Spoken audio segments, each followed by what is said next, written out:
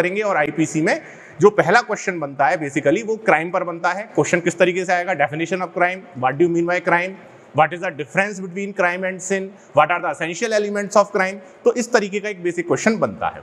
तो इस क्वेश्चन को हम तैयार करेंगे, लेकिन क्वेश्चन को तैयार करने से पहले क्योंकि नया सब्जेक्ट है आईपीसी में, थोड़ा सा आप लोगों को आईपीसी का इंट्रोडक्शन दे देता हूं। कोई भी एक्ट आप स्टार्ट करते हैं लॉ में तो सबसे पहले आपको ये याद रखना चाहिए कि उसका एक्ट नंबर आपको पता होना चाहिए। आईपीसी का एक्ट नंबर 45 है। उसके बाद दूसरे नंबर पर बात आती है कि कोई भी एक्ट जब आप पढ़ रहे हैं तो आपको पता होना चाहिए कि ये एक्ट कब बनकर तैयार हुआ है और कब जो है इंप्लीमेंट हुआ है। तो आईपीसी जो है इसका एक्ट नंबर 45 है और ये 6 अक्टूबर 1860 को बनकर तैयार हुआ है और 1 जनवरी 1862 से ये लागू है। तो ये डेट्स आप लोगों को याद रखनी चाहिए। अच्छा, इसके बाद हम बात करेंगे कि आईपीसी का स्ट्रक्चर किसने तैयार किया था। तो आईपीसी को प्रोपाउंड किया था लॉर्ड मैकाले ने, ये हमको पता होना चाहिए। इसके बाद अगर हम आईपीसी के स्ट्रक्चर की बात करें तो ओवरऑल इसमें 23 चैप्टर्स हैं एंड 511 सेक्शंस है, 23 अध्याय हैं और 511 धाराएं हैं। तो ये ओवरऑल हमको पता होना चाहिए। इसके अलावा अगर हम एक चीज और देखें तो जो आईपीसी है ये रिट्रोस्पेक्टिव फैक्ट नहीं रखता है। रिट्रोस्पेक्टिव फैक्ट यानी भूतलक्षी प्रभाव। भूतलक्षी प्रभाव या रिट्रोस्पेक्टिव फैक्ट से मतलब ऐसे इफेक्ट से होता है जो कि पूर्व में किए हुए कार्यों के संबंध में लागू होता है। यानी कहने का मतलब है कि अगर कोई ऑफेंस आज हुआ है तो जो लॉ आज इंप्लीमेंट है वही लॉ उस ऑफेंस पर प्रिवेल करेगा। अगर लॉ भविष्य में इन फ्यूचर अगर प्रिवेल करता है, इन दैट केस आज किया हुआ ऑफेंस उस लॉ की कैटेगरी में नहीं आएगा। तो ये चीज हमको याद रखनी है।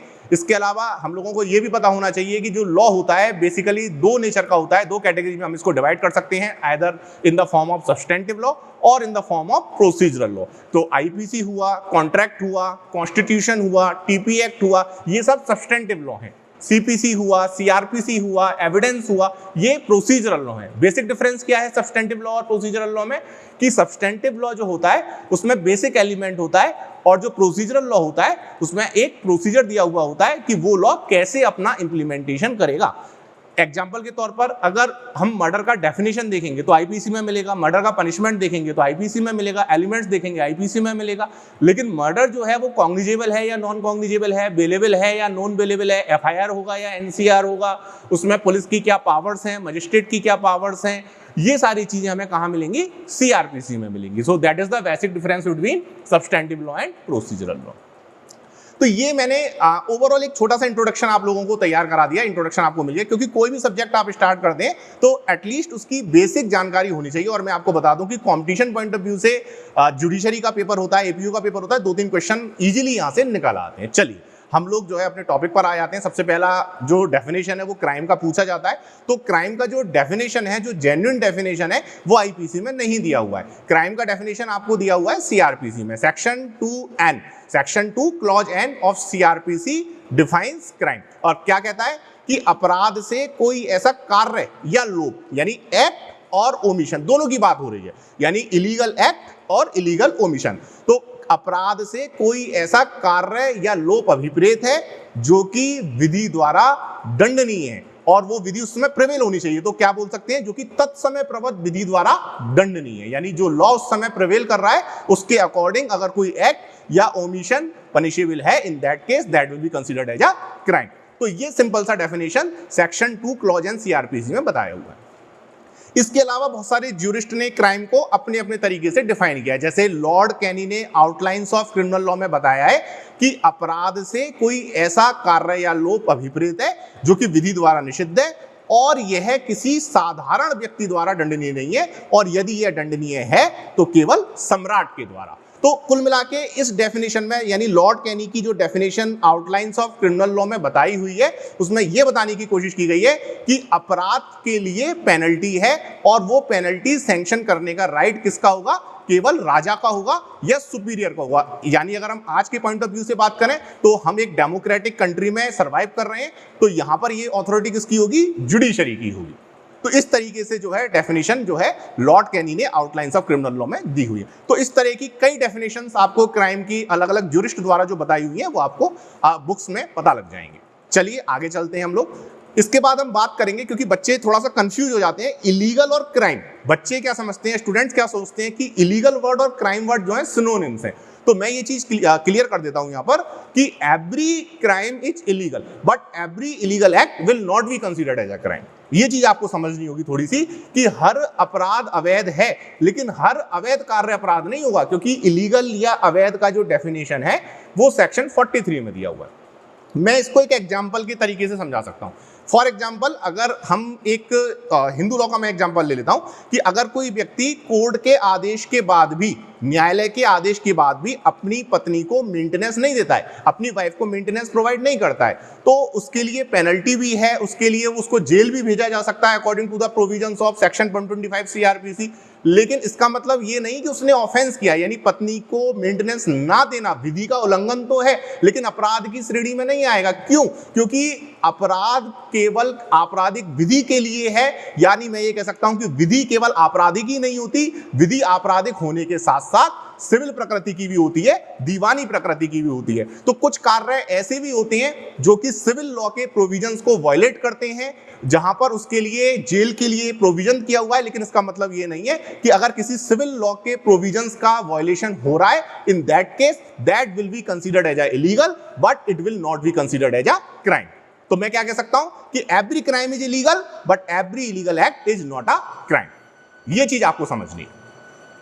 इसके बाद हम आगे चलते हैं और मैं बात करूंगा डिफरेंस बिटवीन क्राइम एंड सिन, यानी अपराध और पाप में क्या अंतर है। तो जनरल सी बात है कि अगर कोई कार्य, अगर कोई एक्ट, अगर कोई ओमिशन, जब तक वो लीगली रॉन्ग ना हो तब तक वो अपराध की श्रेणी में नहीं आएगा। बहुत सारे ऐसे एक्ट या बहुत सारे ऐसे ओमिशन हमारे आसपास होते हैं कि जो देखने में गलत लगते हैं, जो कि सोशली रॉन्ग हो सकते हैं, जो कि मॉरली रॉन्ग हो सकते हैं, लेकिन जब तक वो लीगली रॉन्ग ना हो तब तक वो क्राइम की कैटेगरी में नहीं आएंगे।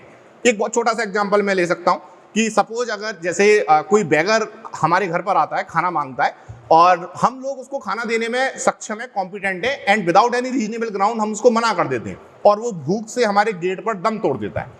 तो हमने जो वायलेशन किया है, हमने जो ओमिशन किया है, वो हमने अपनी किसी लीगल ड्यूटी का नहीं किया है, क्योंकि उस बेगर को खाना देने का हमारा कोई लीगल ड्यूटी नहीं था। ये हमारी सोशल ड्यूटी हो सकती है, ये हमारी मोरल ड्यूटी हो सकती है, लेकिन हमारी कोई लीगल ड्यूटी नहीं है। और जब तक किसी लीगल ड्यूटी का वायलेशन नहीं होगा तब तक क्राइम नहीं होगा।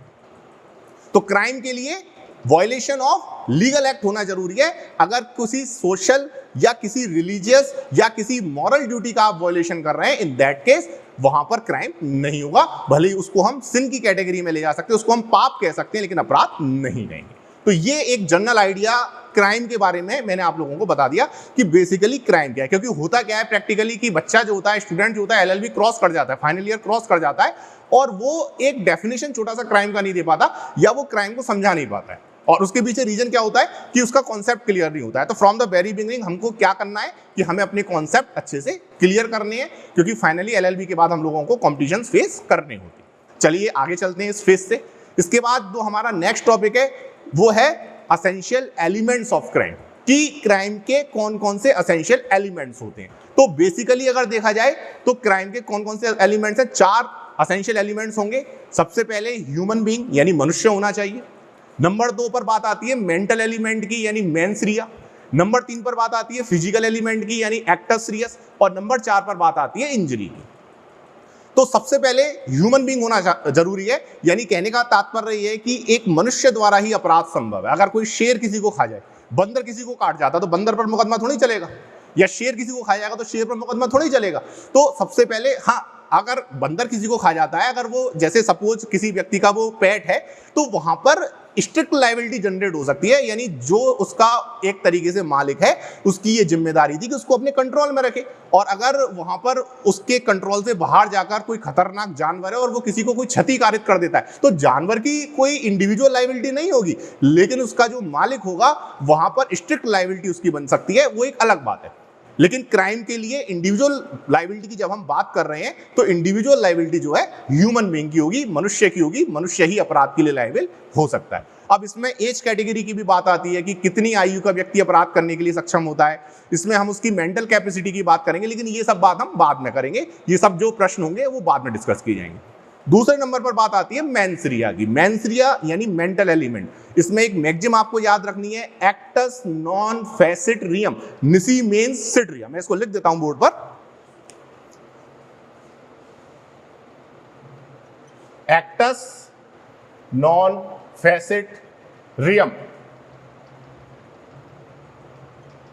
निसी मेंस सिट रिया। यानी कोई भी कृत्य स्वयं अपराध नहीं है जब तक कि उस व्यक्ति का मन अपराधी ना हो। अपराध के लिए मन का अपराधी होना जरूरी है। यानी कहने का मतलब है कि क्रिमिनल इंटेंशन होना चाहिए। आपने कई बार ऐसा देखा होगा कि भीड़ में धक्का लग जाता है या कई बार जो है गलती से कोई काम हो जाता है तो हम बोल देते हैं ना सॉरी, क्योंकि हमारा इंटेंशन नहीं था, हमारा क्रिमिनल इंटेंशन नहीं था। कई बार जो है हम दूसरे की किताब को अपनी किताब समझ के हमने अपने बैग में रख लिया तो चोरी नहीं है, क्योंकि हमारा कोई क्रिमिनल इंटेंशन नहीं था। और अपराध के लिए क्या जरूरी है कि क्रिमिनल इंटेंशन यानी mains Riya from the very beginning होना चाहिए।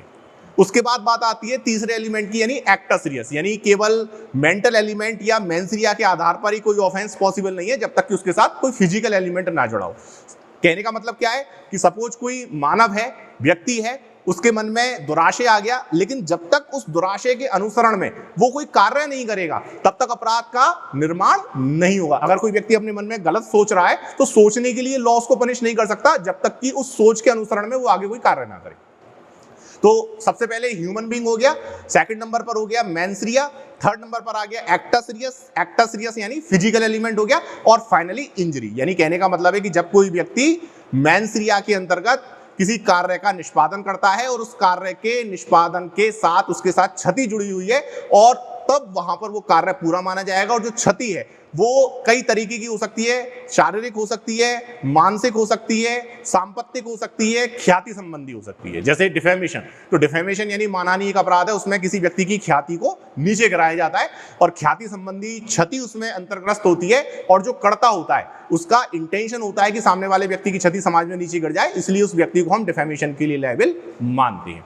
तो हम लोगों को ये याद रखना है कि चार मेन एलिमेंट्स होते हैं, human being, mens rea, actus reus and injury. तो ये चार एलिमेंट्स मिलकर अपराध का निर्माण करते हैं। चलिए लास्ट में बस थोड़ा सा कुछ ऑफेंसेज ये भी होते हैं कि जहां पर जो मेंस रिया के एक्सेप्शन, यानी कुछ ऑफेंसेज ऐसे भी होंगे, कुछ क्राइम आईपीसी में ऐसे भी मिलेंगे कि जहां मेंस रिया नहीं होगा लेकिन फिर भी जो है व्यक्ति उस अपराध के लिए लायबल माना जाएगा। क्योंकि जनरल रूल तो ये है कि जब तक किसी व्यक्ति का मन अपराधी ना हो तब तक उस व्यक्ति को अपराध के लिए लायबल नहीं माना जाएगा। लेकिन इस नियम के भी कुछ अपवाद हैं, यानी कुछ ऐसे भी अपराध होते हैं जहां इंटेंशन को नहीं देखा जाता, मेंस रिया को नहीं देखा जाता। बड़ा सिंपल एग्जांपल मैं इसका ले सकता हूं, जैसे कंटेम्प्ट ऑफ कोर्ट, यानी कुछ रूल्स एंड रेगुलेशंस होते हैं कोर्ट के अंदर। आप जब कोर्ट रूम में हैं और आपको फोन रिंग कर जाता है तो भले ही वहां पर कोई क्रिमिनल इंटेंशन नहीं है, लेकिन contempt of court is punishable under section 228 IPC, यानी वहां पर कहीं ना कहीं नेग्लिजेंस था या आपको अपना फोन स्विच ऑफ रखना चाहिए था। और भी बहुत सारे एग्जांपल्स हो सकते हैं, जैसे बायगैमी, सेल ऑफ ऑब्ससीन बुक्स, और भी एग्जांपल्स हो सकते हैं जैसे पब्लिक न्यूसेंस। तो ये कुछ ऐसे एग्जांपल्स हैं, ये कुछ ऐसे क्राइम्स हैं जिसमें जो करता होता है उसका कोई क्रिमिनल इंटेंशन नहीं होता, लेकिन फिर भी उस व्यक्ति को उस कार्य के लिए, उस ऑफेंस के लिए लायबल माना जाएगा। तो इस तरीके से देखिए आज के लेक्चर में जो हमारा मेन ऑब्जेक्ट था वो यही था कि एक तो आप लोगों को इंट्रोडक्शन दे दिया जाए, आपको बता दिया जाए कि हमारा ऑब्जेक्ट क्या है।